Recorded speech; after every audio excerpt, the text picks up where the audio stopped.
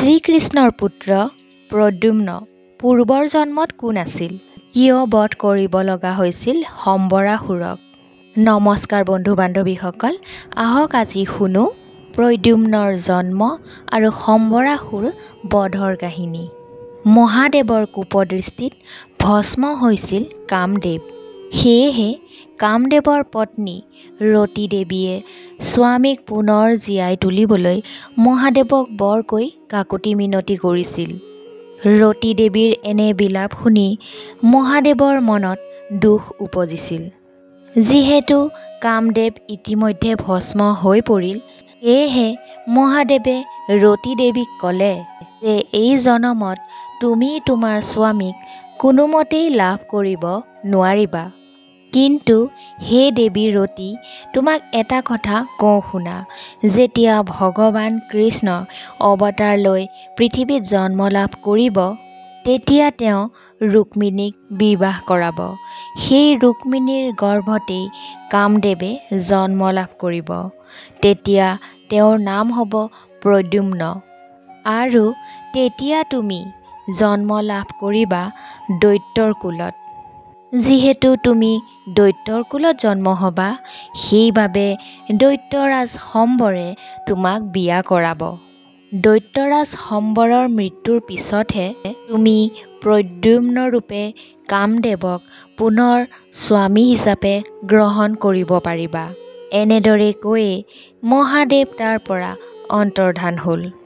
এনেদৰে মহাদেৱৰ বৰত কামদেৱে ৰুক্মিণীৰ গৰ্ভত জন্ম লাভ কৰিলে। তেওঁক দেখাত কৃষ্ণ যেনেই দেখা গৈছিল। তেওঁৰ নাম থলে প্ৰদ্যুম্ন। সম্বৰাসুৰে দৈৱবাণীৰ দ্বাৰা জানিব পাৰিছিল যে তেওঁ কৃষ্ণৰ পুত্ৰ প্ৰদ্যুম্নৰ হাতত মৃত্যুবৰণ কৰিব। কৃষ্ণৰ পুত্ৰ প্ৰদ্যুম্নৰ হাতত তেওঁৰ মৰণ হ'ব, সেই কথা জানি দৈত্যৰাজ সম্বৰৰ মনত মৃত্যুৰ ভয় লাগি আছিল। তেওঁ বৰ মায়াবী দৈত্য আছিল। তেওঁ সকলোবোৰ মায়া বিদ্যা লাভ কৰিছিল ময় দানৱৰ পৰা। এইফালে আকৌ কৃষ্ণ আৰু ৰুক্মিণীৰ পুত্ৰ জন্ম লাভ কৰা প্ৰায় 6 দিন হৈছিলহে। এনেতে দৈত্যৰাজ সম্বৰে মায়াৰ প্ৰভাৱেৰে প্ৰদ্যুম্নক হৰণ কৰি আকাশলৈ উৰাই লৈ গৈছিল। তেওঁ আকাশ পথৰ পৰা 6 দিনীয়া কৃষ্ণৰ পুত্ৰ প্ৰদ্যুম্নক সাগৰত পেলাই দিছিল। তেওঁ ভাবিলে যে সাগৰত পৰি কেঁচুৱা প্ৰদ্যুম্নৰ মৃত্যু হ'ব। সেই কথা ভাবিয়ে তেওঁ আনন্দ মনে তেওঁৰ ৰাজ্য পালেগৈ। যিহেতু প্ৰদ্যুম্ন সাগৰত পৰিছিল, সেয়েহে সাগৰত পৰাৰ লগে লগে এটি সাগৰীয় প্ৰকাণ্ড মাছে প্ৰদ্যুম্নক গিলি পেলাইছিল। কিন্তু শ্ৰীকৃষ্ণৰ পুত্ৰ প্ৰদ্যুম্নক ইমান সহজে মাছে হজম কৰাটো সহজ নাছিল। এনেদৰে সেই মাছৰ পেটতেই প্ৰদ্যুম্ন ডাঙৰ হ'বলৈ ধৰিছিল। এইফালে আকৌ ৰুক্মিণীয়ে বিলাপ কৰি কৰি কান্দিব ধৰিছিল। কাৰণ পুত্ৰ জন্ম হোৱা মাত্ৰ 6 দিনহে হৈছিল। তাৰে পিছত পুত্ৰ বিচনাৰ পৰাই নাইকিয়া হৈ গ'ল। কিন্তু কেনেকৈ? কোনে নিলে প্ৰদ্যুম্নক? গৃহৰ ভিতৰৰ পৰাই প্ৰদ্যুম্ন কেনেকৈ নাইকিয়া হ'ল? এই কথা ভাবি ভাবিয়ে ৰুক্মিণী মনৰ দুখত কান্দি কান্দি মূৰ্ছা গ'ল। এইফালে আকৌ যাদৱ বংশীয় সেনাসকলে প্ৰদ্যুম্নক সকলো ঠাইতেই বিচাৰিবলৈ ধৰিলে, কিন্তু ক'তো বিচাৰি নাপালে। কৃষ্ণই কিন্তু সকলো কথা জানে। তেওঁ ৰুক্মিণীক ক'লে যে পুত্ৰ জন্ম পাইছিল আৰু নাইকিয়াও হ'ল। এইবোৰ সকলো ভগৱানৰে লীলা। এই কথা ভাবি তুমি দুখ নকৰিবা। আমাৰ সন্তান য'ত আছে তাত কুশলেই আছে।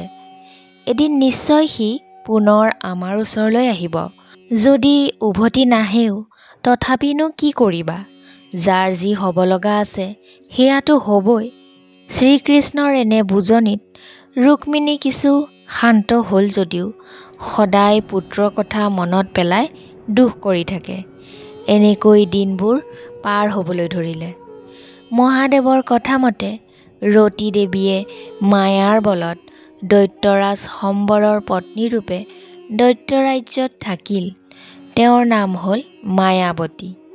সিফালে আকৌ মাছৰ পেটৰ ভিতৰত কৃষ্ণৰ পুত্ৰ প্ৰদ্যুম্নও ডাঙৰ হ'বলৈ ধৰিছিল। সেইবাবে সেই মাছটোক আগৰ দৰে লৰচৰ কৰিব নোৱাৰা হৈছিল। এনেতে এদিনাখন এজন মাছমৰীয়াৰ জালত সেই মাছটো ধৰা পৰিল। মাছমৰীয়াই সেই প্ৰকাণ্ড মাছটো দৈত্যৰাজ শম্বৰক আনি দিলেহি। দৈত্যৰাজেও প্ৰকাণ্ড মাছটো দেখি বৰ ৰং পালে। তাৰ পাছতে যেতিয়া মাছটো কটা হ'ল, তাৰ পৰা হঠাতে এজন বৰ মৰম লগা পুত্ৰ সন্তান ওলাই পৰিল। এই পুত্ৰ সন্তানটি দেখি দৈত্যৰাজ শম্বৰৰ মনত বৰ আনন্দ উপজিছিল। তেতিয়া তেওঁ সেই পুত্ৰ সন্তানটিক মায়াৱতীক প্ৰতিপালন কৰিবলৈ দিছিল। মায়াৱতীয়েও যত্ন সহকাৰে সেই সন্তান লালন পালন কৰি ডাঙৰ দীঘল কৰিবলৈ ধৰিলে। এইদৰে মায়াৱতীৰ হাতত সন্তানটিৰ দায়িত্ব দিয়াৰ পাছত দৈত্যৰাজ তাৰ পৰা গুচি গৈছিল। সেই সময়তে সৰস্বতী দেৱী আহি মায়াৱতীৰ ওচৰ পালেহি।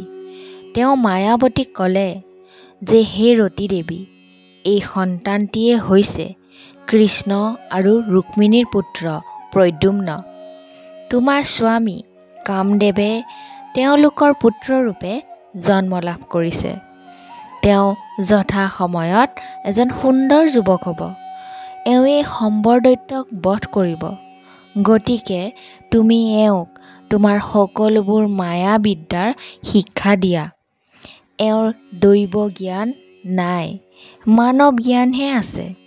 তোমাৰ মায়া বিদ্যাৰ প্ৰভাৱত সহজে শম্বৰ দৈত্য বধ কৰিব পাৰিব। দৈত্যৰাজ শম্বৰাসুৰৰ মৃত্যু হ'লেহে তুমি এওঁক স্বামী ৰূপে গ্ৰহণ কৰিব পাৰিবা। তোমাক পত্নী ৰূপে পোৱাৰ পাছতেই প্ৰদ্যুম্নৰ পূৰ্বৰ জন্মৰ সকলো কথা মনত পৰিব। এনেদৰেই তুমি মহাদেৱৰ কোপদৃষ্টিত ভস্ম হোৱা স্বামী কামদেৱক পুনৰ লাভ কৰিব পাৰিবা। এতিয়া ভালদৰে এওঁক লালন পালন কৰি স্বামীক নিজৰ পৰিচয় প্ৰদান কৰাহে তোমাৰ কৰ্তব্য। কাৰণ তুমি হৈছা মহাসতী। সেয়েহে তোমাৰ স্বামী ভক্তিৰ প্ৰভাৱতেই পুনৰ স্বামীক লাভ কৰিব পাৰিবা। গতিকে তুমি এতিয়া মোৰ কথামতেই কাম কৰা। এনেদৰে দেৱী সৰস্বতীৰ মুখে যেতিয়া প্ৰদ্যুম্নৰ কথা শুনিলে আৰু তেওঁ নিজৰ স্বামী কামদেৱ বুলি জানিলে, তেতিয়া মায়াৱতী ৰূপী ৰতী দেৱীয়ে মনতে বৰ আনন্দ পালে। তেওঁ বৰ আদৰ সাদৰ যত্ন কৰি প্ৰদ্যুম্নক ডাঙৰ দীঘল কৰিলে। প্ৰদ্যুম্নও মায়াৱতীৰ যত্নত দিনে দিনে বাঢ়ি গৈ যৌৱন প্ৰাপ্ত হ'ল। এদিন তেওঁ প্ৰদ্যুম্নক ক'লে যে তুমিহে মোৰ স্বামী, এই অভাগিনীক গ্ৰহণ কৰা নাথ। মায়াৱতীৰ এনে কথা শুনি প্ৰদ্যুম্নই আচৰিত হৈ ক'বলৈ ধৰিলে যে তুমি মোৰ মাতৃহে। আজি তুমি তোমাৰ মুখেৰে এনে পাপ কথা কিয় ক'লা? কাৰণ সন্তানে জানো মাকক বিয়া কৰাব পাৰে? এনে অধৰ্ম কথা কৈ কিয় পাপ কৰিব খুজিছা মাতৃ? প্ৰদ্যুম্নই এনেদৰে প্ৰশ্ন কৰাত মায়াৱতীও ক'লে যে মই তোমাক সঁচা কথাকে কৈছোঁ। তুমি মোৰ স্বামী কামদেৱ। মহাদেৱৰ তপস্যা ভংগ কৰিবলৈ তুমি আৰু মই নৃত্য কৰিছিলোঁ। তপস্যা ভংগ হোৱাত খঙতে মহাদেৱে তোমাক ভস্ম কৰিছিল। এই সকলোবোৰ দেখি মই কান্দি কান্দি নানানভাৱে কাকুতি কৰিছিলোঁ তোমাক জীৱন দান দিবলৈ। কিন্তু তেতিয়া সেই সময়ত মহাদেৱে এই কথা অসম্ভৱ বুলি ক'লে। কিন্তু এটা কথা কৈছিল যে তুমি কৃষ্ণ আৰু ৰুক্মিণীৰ পুত্ৰৰূপে জন্ম লাভ কৰিব পাৰিবা এই পৃথিৱীত। সেয়েহে আজি তুমি তেওঁৰ কৃপাতেই ভগৱান কৃষ্ণৰ মানৱ লীলাৰ সময়ত জন্ম লাভ কৰিলা। এই জনমত তোমাৰ নাম হ'ল প্ৰদ্যুম্ন। তুমিয়ে হৈছা মোৰ স্বামী কামদেৱ আৰু মই তোমাৰ প্ৰিয়তমা ভাৰ্যা দেৱী ৰতি। যদি তুমি সম্বৰ দৈত্যক বধ কৰিব পাৰা তেতিয়াহে আমাৰ পুনৰ মিলন ঘটিব। সেয়েহে এতিয়া তুমি মোৰেই পৰা মায়াবিদ্যা শিক্ষা ল'ব লাগিব। সম্বৰতকৈ মোৰ মায়াবিদ্যা অতি বেছি। মই তোমাক মোৰ সকলো বিদ্যা প্ৰদান কৰিম। সেই দৈত্যই তোমাক জন্মৰ 6 দিনৰ দিনাই হৰণ কৰি আনি বধ কৰিবৰ বাবে সাগৰত পেলাই দিছিল। যিহেতু তুমি হ'লা ভগৱান কৃষ্ণৰ সন্তান, গতিকে তোমাক বধ কৰা ইমান সহজ নহয়। সাগৰৰ মাছে তোমাক গিলিছিল, কিন্তু সেই মাছৰ পেটৰ পৰাই তোমাক উদ্ধাৰ কৰা হ'ল। দেৱী সৰস্বতীৰ মুখে তুমি মোৰ স্বামী কামদেৱ বুলি জানি তোমাক ইমান দিনে প্ৰতিপালন কৰি আছিলোঁ।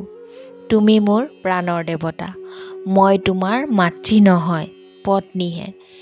দৈত্যৰাজ সম্বৰৰ আশ্ৰয়ত আছোঁ যদিও কোনোদিনে মই তোমাক পাহৰি যোৱা নাই। মই মাত্ৰ মহাদেৱৰ কথা মতে তেওঁৰ আশ্ৰয়ত আছোঁ। মই সদায় তোমাকেই স্বামী ৰূপে ভাবি আহিছোঁ। এতিয়া তুমি মোৰ পৰা মায়াবিদ্যা লাভ কৰি সোনকালে দৈত্যৰাজ সম্বৰক নিধন কৰাৰ ব্যৱস্থা কৰা। তেতিয়াহে মই তোমাৰ চৰণত স্থান পাম স্বামী। এনেদৰে মায়াৱতী ৰূপে জন্ম লাভ কৰা মহাসতী ৰতী দেৱীৰ কথা শুনি প্ৰদ্যুম্নৰ পূৰ্ব জন্মৰ কথা মনত পৰিল। তেওঁ মায়াৱতীক পত্নী বুলি জানি আঁকোৱালি ল'লে। দুয়োৰে চকুত মিলনৰ আনন্দৰ চকুলো ববলৈ ধৰিলে। কামদেৱ অবিহনে ৰতী দেৱীৰ জীৱন অসাৰ আৰু ৰতী অবিহনে কামদেৱৰ জীৱনো অসাৰ। দুয়োৰে মিলন হ'ল মধুৰ মিলন। নিচেই কম দিনৰ ভিতৰতেই প্ৰদ্যুম্নই মায়াৱতীৰ সকলো মায়াবিদ্যা শিকি পেলালে। এদিনাখন মায়াৱতী আৰু প্ৰদ্যুম্নই ৰং ধেমালি কৰি ফুলনিত থকা সময়তে দৈত্যৰাজ সম্বৰাসুৰে দেখা পালে। তেওঁ দেখিলে যে মায়াৱতীয়ে প্ৰদ্যুম্নৰ লগত প্ৰেমিক প্ৰেমিকাৰ দৰে নাচি বাগি ৰং ধেমালি কৰি আছে। মায়াৱতী প্ৰদ্যুম্নক পালন কৰিছে যেতিয়া মায়াৱতীয়ে তেওঁক পুত্ৰ হিচাপে ব্যৱহাৰ কৰিব লাগে, তাকে নকৰি স্বামী স্ত্ৰীৰ দৰে ব্যৱহাৰ কৰাত সম্বৰৰ ভীষণ খং উঠি প্ৰদ্যুম্নক মাৰিবলৈ খেদি গ'ল। মায়াৱতীকো নানানভাৱে গালি শপনি পাৰিলে। প্ৰদ্যুম্নই মায়াৰ বলত লোৰ দৰে কঠিন হৈছিল। দৈত্যৰাজে খঙেৰে খড়গৰ আঘাত কৰিলে। খড়গখন প্ৰদ্যুম্নৰ গাত লাগি ভাঙি গ'ল। এনেতে হাতত অস্ত্ৰ লৈ মায়াৱতীক কাটিব যোৱাত প্ৰদ্যুম্নই দৈত্যৰাজ সম্বৰক ধৰি দূৰলৈ দলি মাৰি পেলাই দিছিল। দৈত্য মাটিত বাগৰি পৰিল। খন্তেক পাছতে দৈত্যৰাজ সম্বৰে মায়া গদাৰে প্ৰদ্যুম্নৰ গাত আঘাত কৰিব খুজিছিল। কিন্তু এনে সময়তে প্ৰদ্যুম্নয়ো মায়া গদাৰ দ্বাৰা দৈত্যৰাজ সম্বৰক আঘাত কৰিলে। বহু সময় গদা যুদ্ধ হ'ল। দৈত্যই মায়াৰ বলত অদৃশ্য হৈ গ'ল। তেওঁ মেঘৰ মাজত দেখা দিলে। প্ৰদ্যুম্নয়ো বৈষ্ণৱ মায়াৰ প্ৰভাৱত দৈত্যৰ মায়া নাশ কৰিলে। দৈত্যই ভীষণ খংভাৱে মায়াৰ বলত ৰাক্ষস হ'ল, পিশাচ হ'ল, সৰ্প হ'ল, ভয়ংকৰ জন্তু হ'ল। প্ৰদ্যুম্নয়ো একেধৰণে মায়া কৰি দৈত্যৰ লগত যুদ্ধ কৰিলে। এনেদৰে বহু সময় যুদ্ধ কৰি কৰি বলে নোৱাৰি দৈত্যৰাজ সম্বৰে শেষত তেওঁ মহাদেৱৰ পৰা লাভ কৰা ত্ৰিশূল হাতত ল'লে। তাকে দেখি মায়াৱতীয়ে মায়াৰ বলত প্ৰদ্যুম্নৰ কাণৰ কাষত ক'লে যে এই ত্ৰিশূলৰ হাতৰ পৰা ৰক্ষা পাবলৈ হ'লে তুমি দেৱী পাৰ্বতীক স্মৰণ কৰিব লাগিব, লগতে তোমাৰ পিতৃ বিষ্ণুৰ নাম ল'ব লাগিব। তেতিয়া প্ৰদ্যুম্নই তাকে কৰিলে। দেৱী দুৰ্গাৰ নাম জপ কৰিলে আৰু কৃষ্ণক স্মৰণ কৰি বিপদৰ পৰা উদ্ধাৰ কৰিবলৈ প্ৰাৰ্থনা কৰিলে। দৈত্যৰাজে ত্ৰিশূল মাৰি পঠিয়ালে প্ৰদ্যুম্নৰ গালৈ। ত্ৰিশূলপাত গৈ প্ৰদ্যুম্নৰ ডিঙিত এডাল সুন্দৰ ফুলৰ মালা হৈ গ'ল। তেতিয়া প্ৰদ্যুম্নক কৃষ্ণ যেনি দেখা হৈছিল। তেতিয়া প্ৰদ্যুম্নই ব্ৰহ্মাস্ত্ৰ নিক্ষেপ কৰিলে শম্বৰ দৈত্যৰ গালৈ। লগে লগে দৈত্যৰাজ শম্বৰৰ ডিঙি কটা গৈ তাতেই মাটিত বাগৰি পৰিল। মায়াৱতীয়েও পুনৰ ৰতী দেৱীৰ ৰূপ ধাৰণ কৰি প্ৰদ্যুম্নক সাৱটি ধৰিলে। এনেদৰে দেৱতাসকলেও দৈত্যৰাজ শম্বৰ নিধন হোৱাত প্ৰদ্যুম্নৰ ওপৰত পুষ্পবৃষ্টি কৰিলে। ব্ৰহ্মাস্ত্ৰ আৰু ভগৱান কৃষ্ণৰ পুত্ৰৰ হাতত দৈত্যৰাজৰ মৃত্যু হোৱাত দৈত্যৰাজ শম্বৰে মুক্তি লাভ কৰি স্বৰ্গলৈ গমন কৰিলে। তেওঁ স্থান পালে দেৱ সমাজত। এইদৰে দৈত্যৰাজ শম্বৰক বধ কৰি মায়াৱতী ৰূপী ৰতীৰ সৈতে প্ৰদ্যুম্ন গৈ মায়াৰ প্ৰভাৱত নিমিষতেই দ্বাৰকাত গৈ উপস্থিত হ'ল। এইফালে আকৌ যাদৱ বংশীয় লোকসকলে ভাবিলে যে কৃষ্ণই এগৰাকী ৰূপৱতী নাৰীক লগত লৈ দ্বাৰকাত উপস্থিত কেনেকৈ হ'ল? কোন হয় এই ৰূপৱতী নাৰী? কিন্তু ভালদৰে চাই গম পালে যে সেই ৰূপৱান যুৱকজন কৃষ্ণ নহয়, আন কোনোবাহে। দেখাত কিন্তু সাইলাখ কৃষ্ণৰ দৰে। কৃষ্ণ বুলি ভ্ৰম হোৱাত সকলো মানুহে বৰ লাজ পালে। আটায়ে একেথৰে যুৱকৰ পিনে চায়েই থাকিল। এইফালে আকৌ দেৱী ৰুক্মিণীয়েও খবৰ পাই সেই যুৱকজন চাবৰ বাবে ওচৰলৈ আহিল। তেতিয়া তেওঁৰ মনত পৰিল সেই 6 দিনীয়া শিশু প্ৰদ্যুম্নৰ কথা। প্ৰদ্যুম্ন বাচি থাকিলে নিশ্চয় সিমান ডাঙৰেই হ'লহেঁতেন। তেওঁ পুত্ৰ বুলি মনতে ভাবিছে, কিন্তু অচিনাকি যুৱকক পুত্ৰ বুলি সম্বোধন কৰিব কেনেকৈ? লগত থকা ছোৱালীগৰাকী বাৰু কোন? ইমান ধুনীয়া ছোৱালী দ্বাৰকাত নায়েই। সকলোৱে একেথৰে দুয়োৰে পিনে চায়েই থাকিল। পুত্ৰৰ কথা মনত পৰি ৰুক্মিণীৰ চকুলো ববলৈ ধৰিলে। হেৰুৱা পুত্ৰক জানো ইমান সহজে দেখা পাব? সেই কথা ভাবিলে তেওঁ।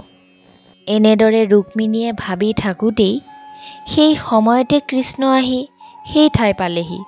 তেওঁ অন্তৰ্যামী, তেওঁ সকলো কথা জানে। তেওঁ সকলোকে প্ৰদ্যুম্ন আৰু মায়াৱতীক চিনাকি কৰি দিলে। তেতিয়া সেই কথা জানি ৰুক্মিণীয়ে প্ৰদ্যুম্নক সাৱটি ধৰি হেঁপাহ পলুৱাই চুমা খাবলৈ ধৰিলে। মায়াৱতীকো বোৱাৰী বুলি জানি সাৱটি ধৰিলে। দুয়ো কৃষ্ণ আৰু ৰুক্মিণীৰ ভৰিত ধৰি সেৱা কৰিলে। এই খবৰ যেতিয়া দৈৱকী আৰু বসুদেৱেও পালে, তেতিয়া মনত বৰ আনন্দিত হ'ল। দুয়ো নাতি আৰু নাতি বোৱাৰীক বৰ মৰম কৰিলে। খন্তেকতে দ্বাৰকা নগৰত আনন্দৰ কোলাহল হ'ল। তাৰ পাছত ধুমধামেৰে প্ৰদ্যুম্ন আৰু মায়াৱতীৰ বিবাহ সম্পন্ন হ'ল। সকলো মানুহৰ মনত অপাৰ আনন্দ। আটায়ে প্ৰদ্যুম্নক দ্বিতীয় কৃষ্ণৰূপে জ্ঞান কৰিলে। বন্ধু বান্ধৱীসকল, আজিৰ কাহিনীটো ইমানখিনি আছিল। কাহিনীটো আপোনালোকৰ কেনেকুৱা লাগিল মতামত জনাবলৈ নাপাহৰিব। কমেণ্ট বক্সত জয় শ্ৰীকৃষ্ণ বুলি লিখিলেই হ'ল। আৰু যদি কাহিনীটো শুনি ভাল লাগিছে তেনেহ'লে লগ বন্ধুৰ মাজত শ্বেয়াৰ কৰিবলৈ একেবাৰেই নাপাহৰিব। আৰু কোনোবা বন্ধু বান্ধৱী যদি মোৰ এই চেনেলটোলৈ নতুনকৈ আহিছে তেনেহ'লে চেনেলটো ছাবস্ক্ৰাইব কৰি ৰাখিব। তেতিয়াহে এনেকুৱা ধৰণৰ কাহিনীবোৰ আপোনালোকে শুনি থাকিবলৈ পাৰিব এই চেনেলটোৰ যোগেৰে। তেনেহ'লে আজিলৈ আহিছোঁ। ধন্যবাদ। জয় শ্ৰীকৃষ্ণ।